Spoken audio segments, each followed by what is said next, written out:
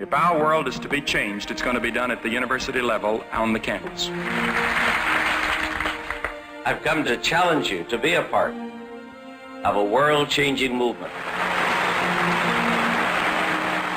He has carried a burden on his heart as few men that I've ever known. A burden for the evangelization of the world, a burden for the evangelization especially of students in every country of the world. Dr. Bill Bright.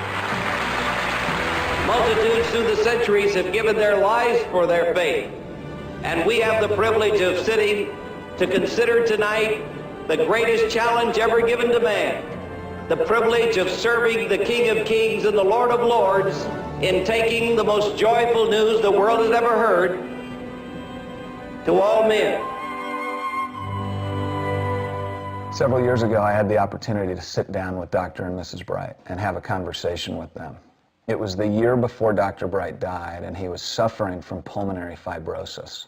So you'll notice he's wearing an oxygen tube during our conversation. Dr. and Mrs. Bright are best known for their heart for evangelism, but there was another story related to a contract that they signed with God that led to an incredible life of generosity and adventure. I hope you'll be as inspired by their story as I have been.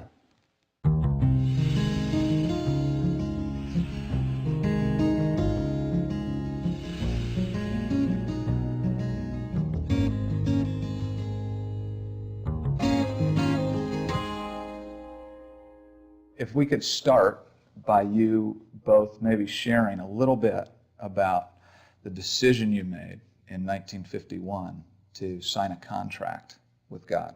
I was in business in Hollywood and worked day and night to succeed. Like most Americans, I had that desire to build my own empire, and I was the lord of my empire in my ignorance. And I had no knowledge of God, though I'd been baptized when I was 12. But I was not at all interested in the church through college, graduate school, and in business in Hollywood. And then one day, in the providence of God, he led me to the First Presbyterian Church of Hollywood. And there, over a period of time, I was introduced to Christ. And in the meantime, I was reminded of a beautiful young lady who I'd left behind in Kuwait, Oklahoma, who was now a sophomore at Texas Women's University. And God in his sovereignty arranged for us to get together. And we had known each other since she was very, very small, 2 or 3 years old. We'd been married about 2 years when the Lord impressed us through a series of circumstances that we should surrender everything to the Lord Jesus. So we wrote out and signed a contract. I'd never heard of this being done, but I'm a businessman by training, so I figured that's the best way to register our commitment. So we signed that contract that afternoon in 1951.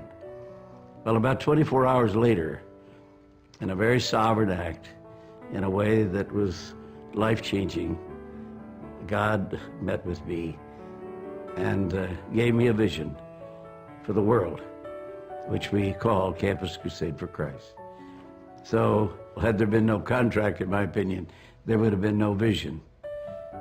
God brought us to the place where we made total, absolute, irrevocable surrender.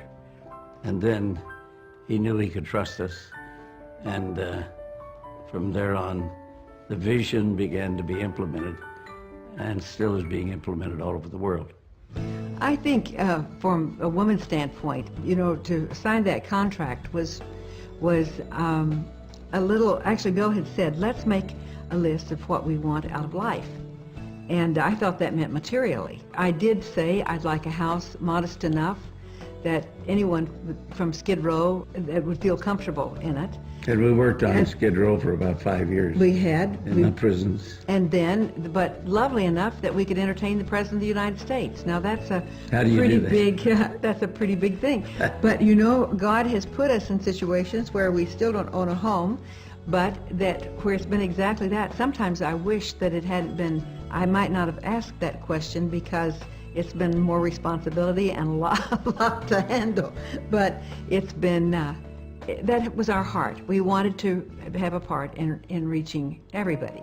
From a practical point of view, our view of God is such that we know we can trust